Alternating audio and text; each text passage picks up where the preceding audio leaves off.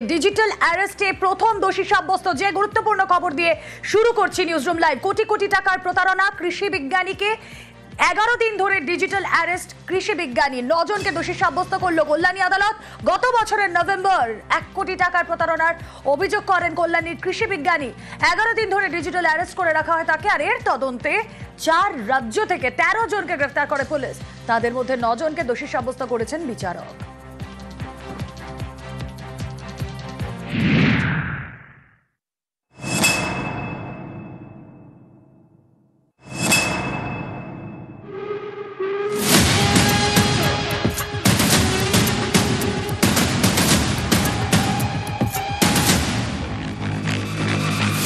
Digital arrest, প্রতারণার নতুন ফাঁদ হেসে গিয়েছিলেন কল্যাণীর কৃষি বিজ্ঞানী। গত বছরের 6 নভেম্বর রানাঘাট সাইবার ক্রাইম থানায় 1 কোটি টাকা প্রতারণার অভিযোগ দায়ের করেন কৃষি বিজ্ঞানী পার্থ মুখোপাধ্যায়।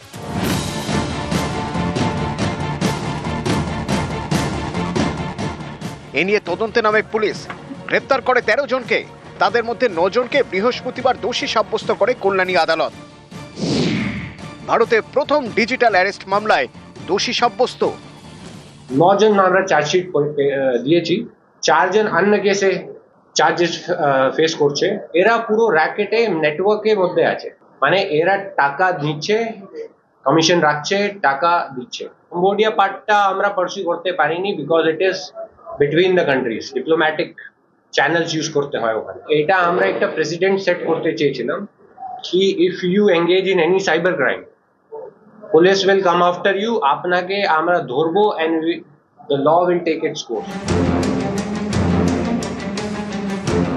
কল্যাণীর বাসিন্দা পার্থ মুখোপাধ্যায় কৃষি বিজ্ঞানী। তিনি অভিযোগ করেন, গত বছরের অক্টোবরে তার ফোনে একটি হোয়াটসঅ্যাপ কল আসে 7319541549 7319541549। এই নম্বর থেকে হোয়াটসঅ্যাপ কল করা হয়। যিনি কল করেছিলেন তিনি নিজেকে মুম্বাইয়ের আন্ধেরি পুলিশ স্টেশনের সাব ইন্সপেক্টর হেমরাজ কোহলি বলে পরিচয় দেন। বলেন পার্থ আর্থিক দুর্নীতিতে জড়িত, তারা যা বলবেন সেই অনুযায়ী তাকে চলতে হবে, না হলে স্ত্রী সহ ডিজিটাল অ্যারেস্ট করা হবে কৃষি বিজ্ঞানীকে।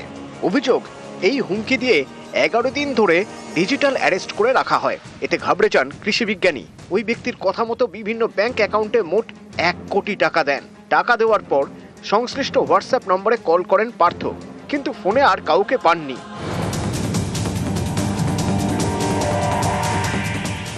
এতে সন্দেহ হয় কৃষি বিজ্ঞানীর।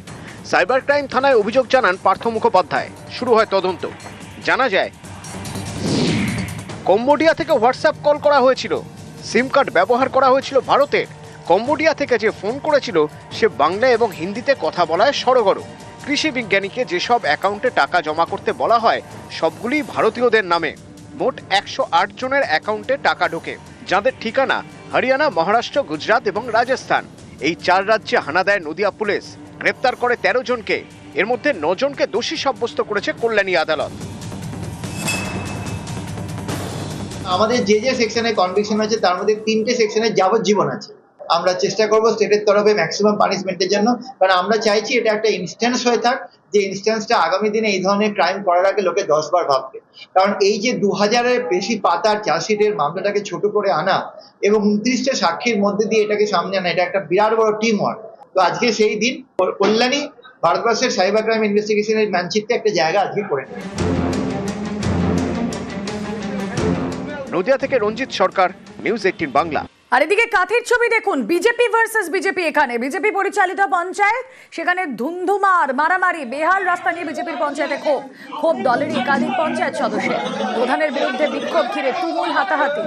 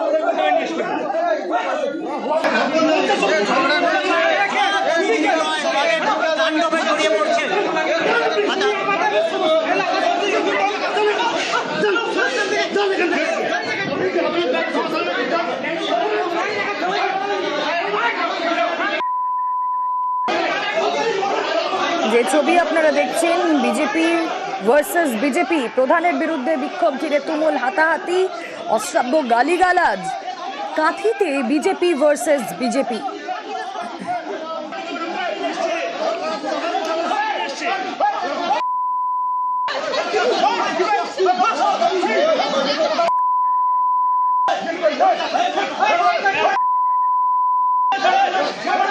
পঞ্চায়েতে গ্রামবাসী এসেছিলেন রাস্তার জন্য।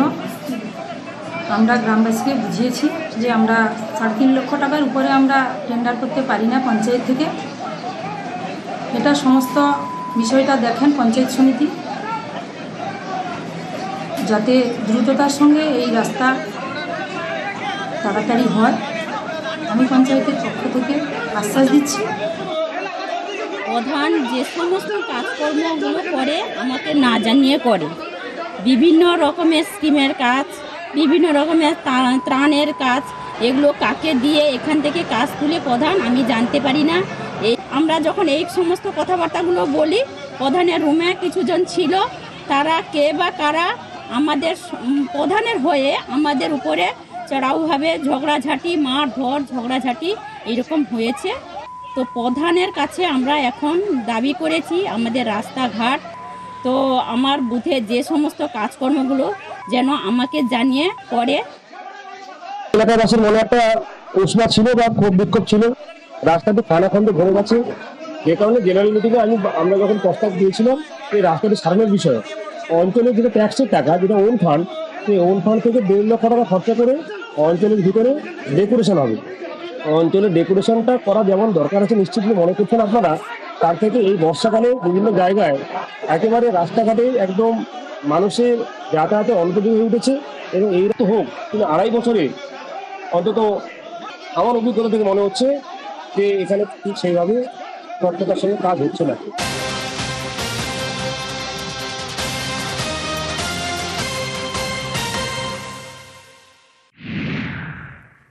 কাঁথিতে আমরা দেখলাম পঞ্চায়েত প্রধানের বিরুদ্ধে বিক্ষোভ, আর বনগাঁর ছবি দেখুন, ক্ষোভের মুখে বিজেপি বিধায়ক। নিজের এলাকাতেই ক্ষোভের মুখে পদ্ম বিধায়ক অশোক কীর্তনিয়া। স্থানীয়দের ক্ষোভের মুখে পড়তে হয় তাকে নিজের ওয়ার্ডেই।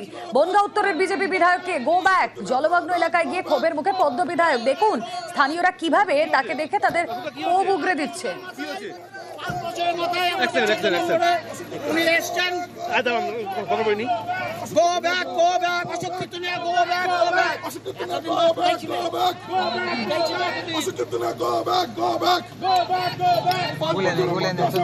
এলাকারই আপনি লোক, আপনি তো এখানকারই, আপনি এই ওয়ার্ডেরই তো লোক। তা 5 বছরের মধ্যে কোনোদিন আপনার মনে পড়লো না যে এই পাশে মাঠে জল হয়েছে? তোমার 5 বছর দেখতে পারোনি? তো আগের বারও জল হয়েছিল।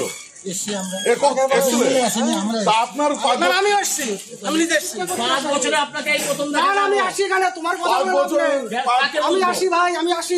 কোনোদিন তো বন্ধ এখানকার কোনো লোক তো দেখতে পারলো না, কোনো লোক দেখতে পারলো না। উত্তর দিয়ে যাবেন তো, উত্তর দিয়ে যাবেন। আমি আসি, উত্তর দিতে পারবে না। ওনার কাছে উত্তর নেই, উত্তর নেই, উত্তর নেই, উত্তর নেই, উত্তর থাকলে তো দেবে। নিজের ওয়ার্ড, এই ওয়ার্ডে উনি বসবাস করে, কিন্তু আমাদের এই 14 নম্বর ওয়ার্ডে অশোক কীর্তনিয়া বিধায়ক হওয়ার পরের থেকে কোনোদিন তার মুখ দেখা যায়নি। এই ঝড় জল বন্যা তুফান এত কিছু গেছে, কোনোদিন আমার মা কাকিমারা, কোনোদিন এলাকার মানুষ কোনোদিন অশোক কীর্তনিয়াকে পাশে পায়নি। আজকে যেহেতু সামনে 26শে ভোট, উনি বসন্তের কোকিলের মতন আবার ভোট ভিক্ষা করতে এসছে।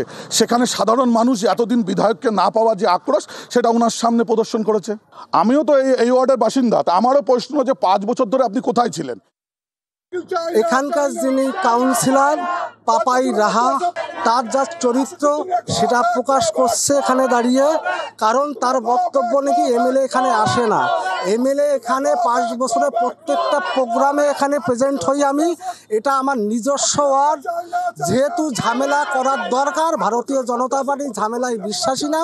সময়ে কথা বলে পার্টি যেদিন ক্ষমতা আসবে